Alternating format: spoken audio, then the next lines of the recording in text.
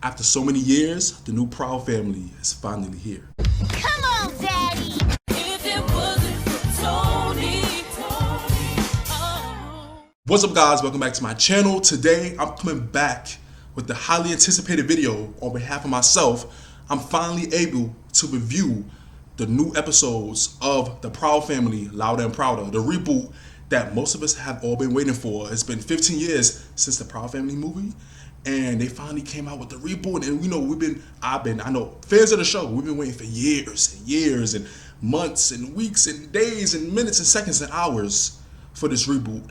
And we know this is supposed to have been came out, but you know, pandemic, everything happened, it prolonged everything, and it seemed like we was never gonna get the show. You know, I understand the pandemic happened, but then it was like, okay, all these other animated shows came out, and you know, they was doing voiceovers and the voice recordings from home. Proud Family was still in production, pre-production, and I'm like, and Kyla Pratt kept doing interviews like, it's coming, it's coming, it's coming. And it's just like, when? And we know it's not her fault because animation takes time.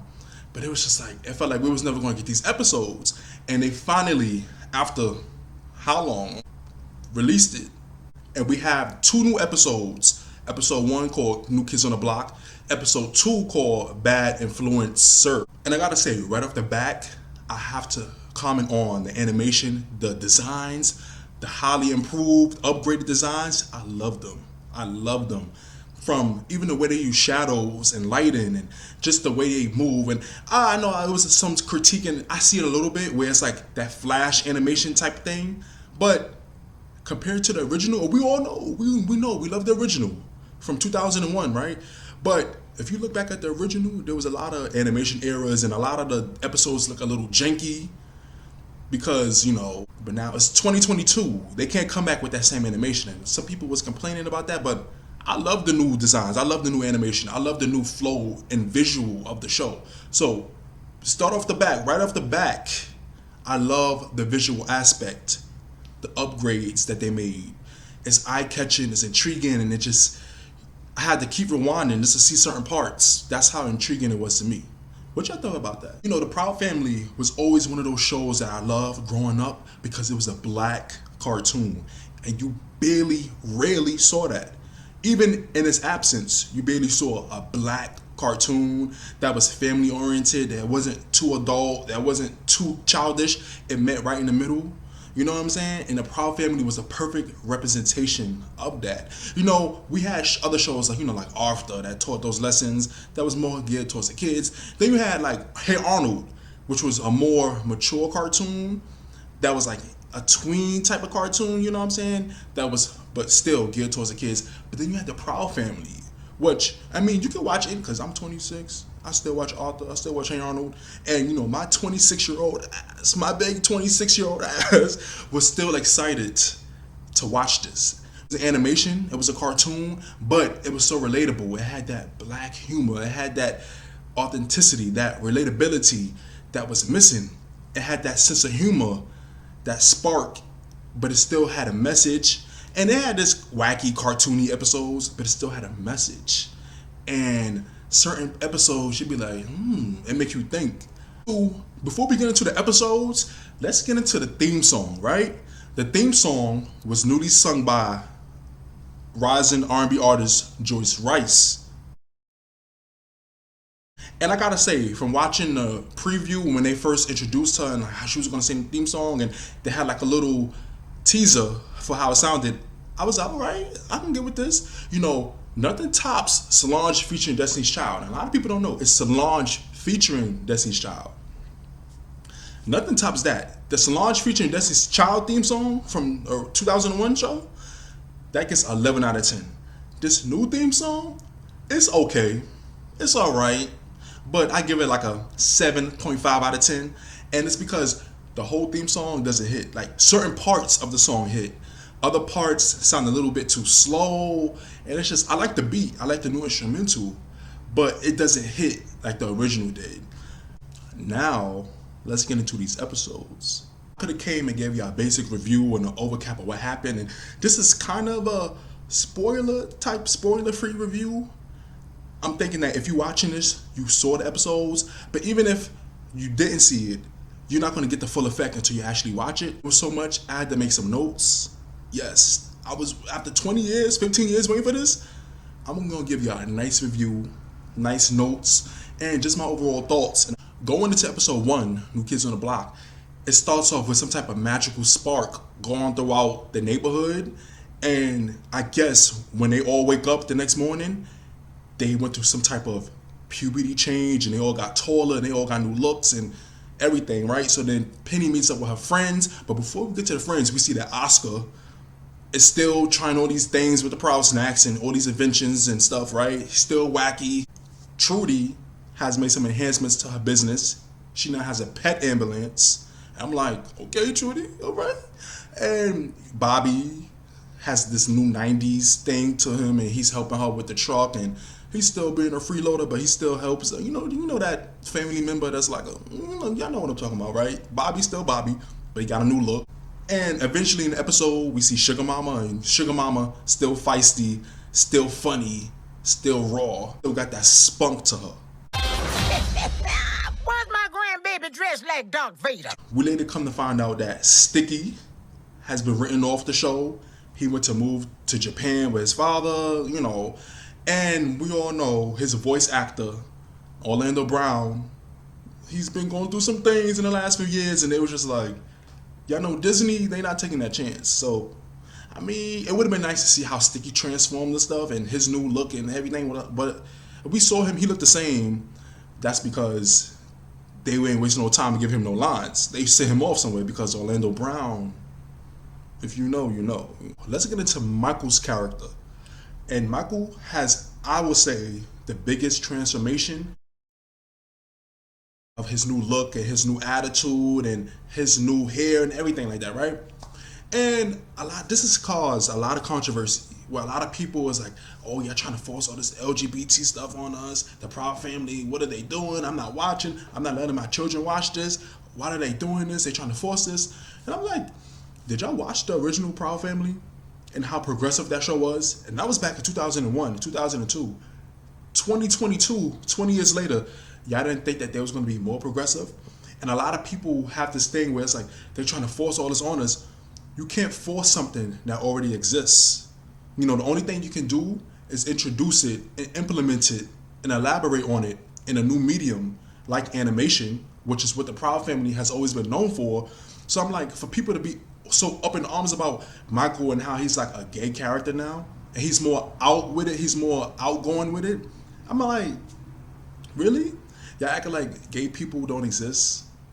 And to my knowledge, in my research, Michael's character now is like gender non-conforming, played by E.J. Johnson, who is Magic Johnson's son. And doing more research, I seen that the creator said back in 2001, Disney Channel only let them do so much, right? So they wasn't allowed to like really go full throttle. Now in 2022 on Disney Plus, they had the freeway to go more into depth with it, which is why in the original it was only hinted and suggested that Michael was a gay character because he was flamboyant and he was on a cheerleading team and he helped make outfits for Penny and her friends, right? Some of y'all watched the original show. To the people that's mad, back in 2001 and 2, when they had an episode about bullying centered around Michael, and it was like, because he was flamboyant, because it was suggested that he was gay, right? They had a whole episode about him being called, because he went against a guy who was more masculine in a basketball game. So I'm like, did y'all watch the original? That was 20 years ago. So 2022, they're going to take it there a step further. And not that this was even an episode about Michael. This was just an introduction to his new character, right? His new personality. He's more spunky. He's more feisty. He's more, and he dresses different. He got the hair. And for some reason, that turned so many people off. And I'm like, really? And another thing, people saying like, oh, I don't want my kids watching this. And kids are smarter than people give them credit for, especially with this nowadays. Because back when I was a kid, cell phones and stuff was like, it wasn't like this. With the power of social media, the power of the internet, the power of just going on Google and looking up literally anything, Kids are smarter than people and parents give them credit for. And this is why a lot of kids might know stuff, a lot of kids might be curious about stuff, but they might hide it from their parents because, oh my God. And just like, your son, your daughter knows what that is. They know how this person can be. They know how people are. But you're so afraid of whatever that you don't want to have that discussion with them, or you don't want them to look at it, or animation or a cartoon or a TV show or a movie. And it's just like, your child knows what that is already. So you don't want your child watching something that they already know about? And are we going to pretend like, okay, most of us growing up, going to school, or just in everyday life, there wasn't like kids, or there wasn't like guys that were more flamboyant, that people thought was whatever, right? Or that girl that was a tomboy that people thought was whatever, or people just assumed they were, you know what I'm trying to say? So it's just like, kids are not stupid. Kids know what it is.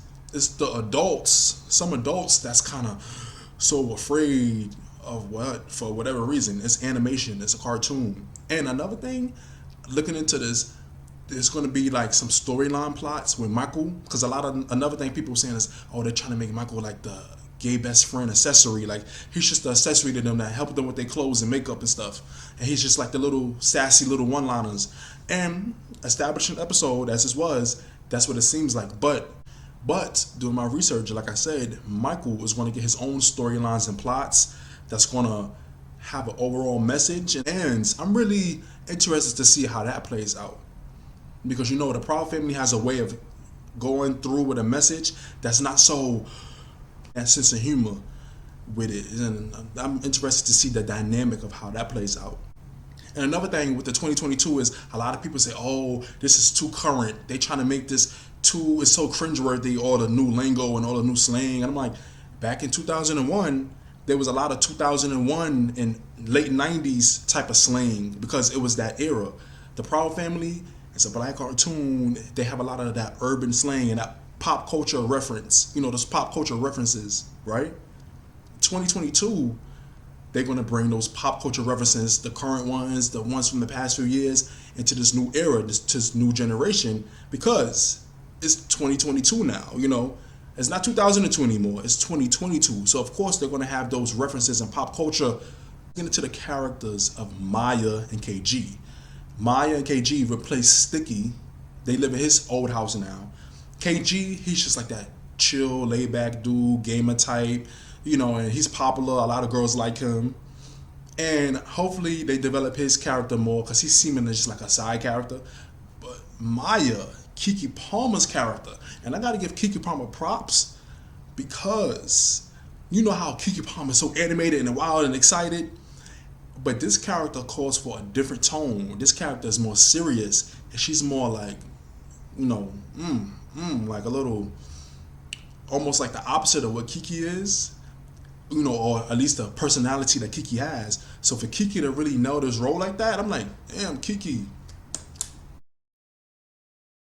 You could tell right off the back when meeting Penny and her friends, Maya has this social arrogance about her. Like, she's so more higher than them and more above them, and she's like an activist, and she, like, you know, for animal rights and this and that, and she tries to act like they're beneath her, or like, oh, I'm so above y'all, right?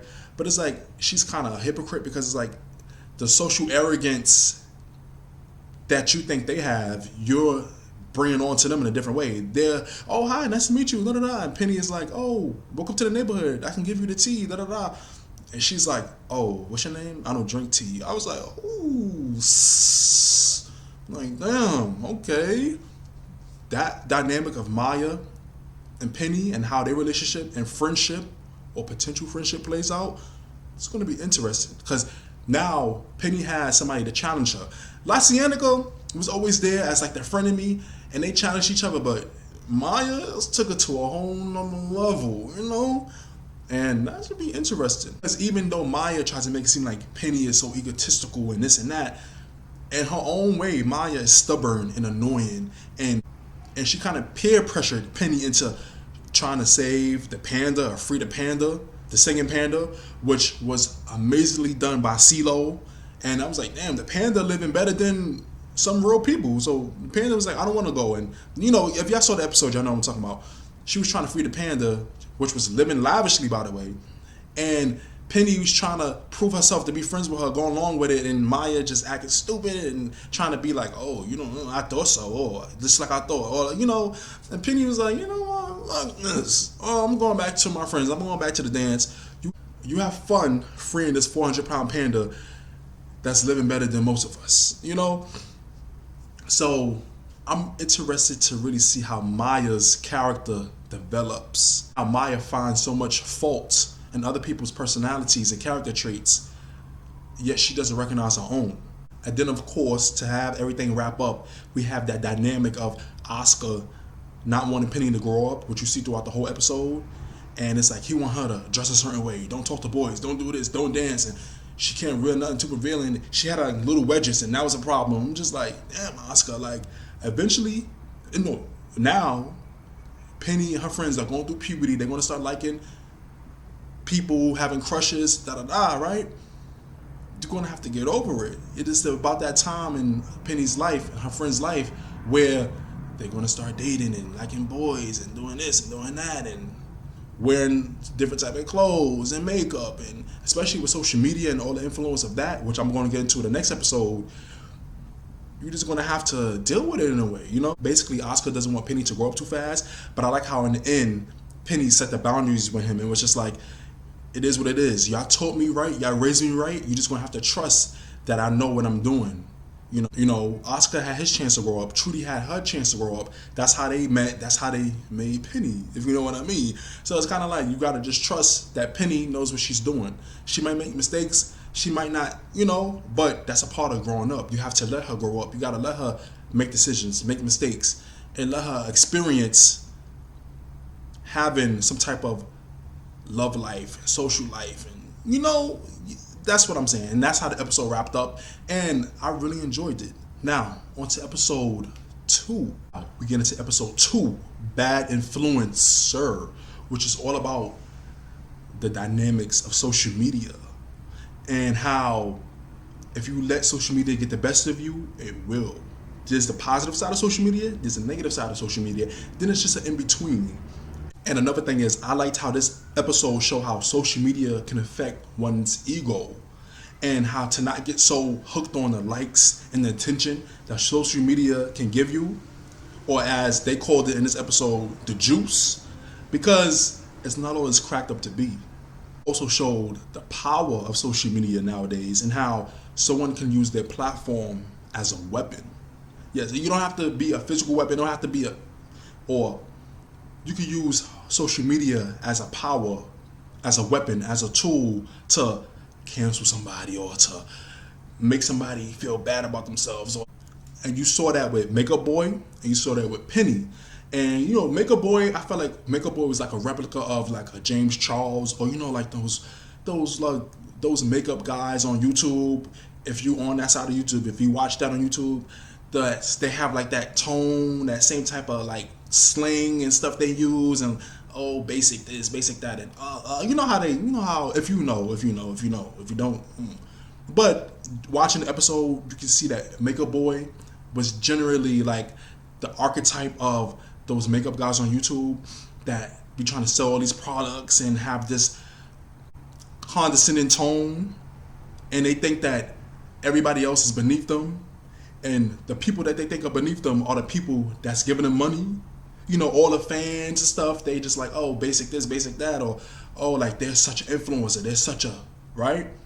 But it's like, without these people, without these teens, you won't be getting no money.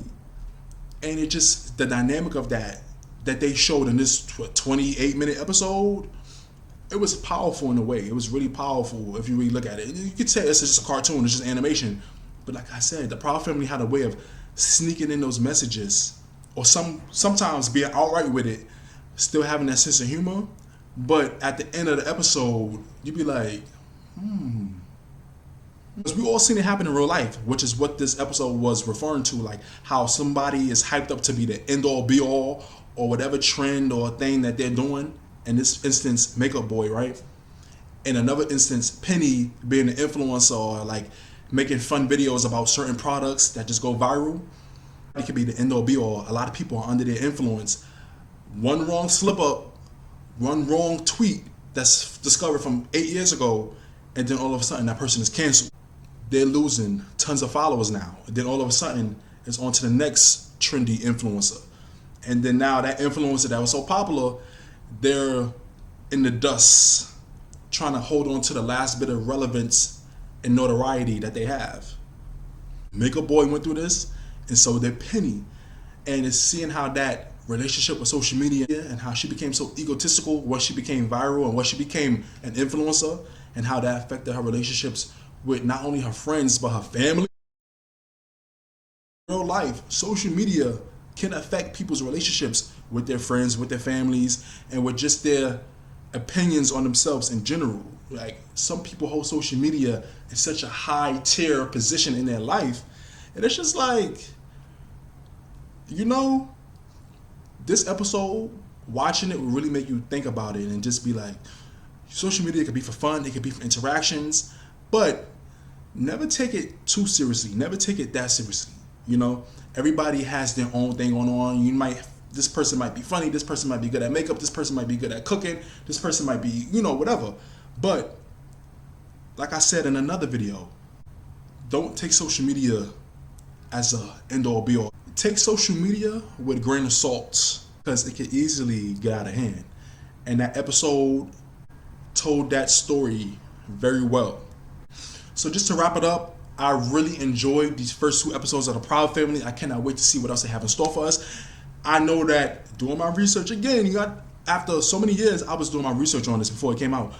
This is going to be an episode about colorism, about racism, about different things. It's LGBT stuff going on, and y'all know Maya and KG, Keke Palmer's character, they have 2 dads, one white, one black. They're adopted. And it's going to be an episode about that, and I can't wait to see how that plays out. You know, like I said, The Proud Family has always been a progressive show, and just to see this in a black cartoon through animation 20 years later, it's just like, this is what most of us have been waiting for. And I'm just excited. I was excited to watch these 2 episodes. It's just like, we got 8 more to go. I can't wait to see what other storylines and plots and other fun jokes and celebrity guests and things that they do on this show, because it's really a wild ride. It really is. But the fact is that The Proud Family was a black cartoon that just always had that great sense of humor, but it was universal. Even if you wasn't black, you could still watch this show.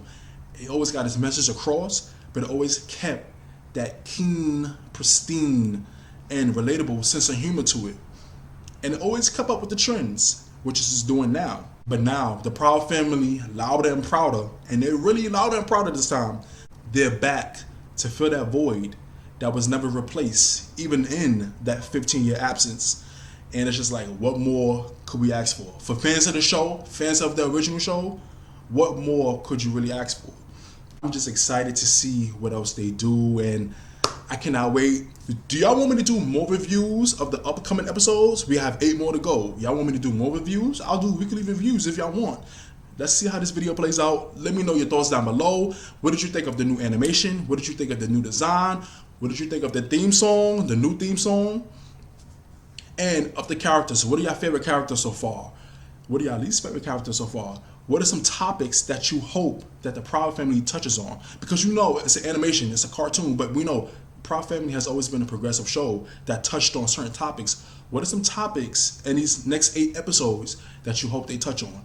Let's talk about it down below. I cannot wait to interact with y'all and read your comments. And let's just have a fun time in the comment section about these first 2 episodes and just about the show in general. And please don't forget to comment, like, subscribe, hit the notification bell. Thank you for watching and listening. I'll see y'all in the next video.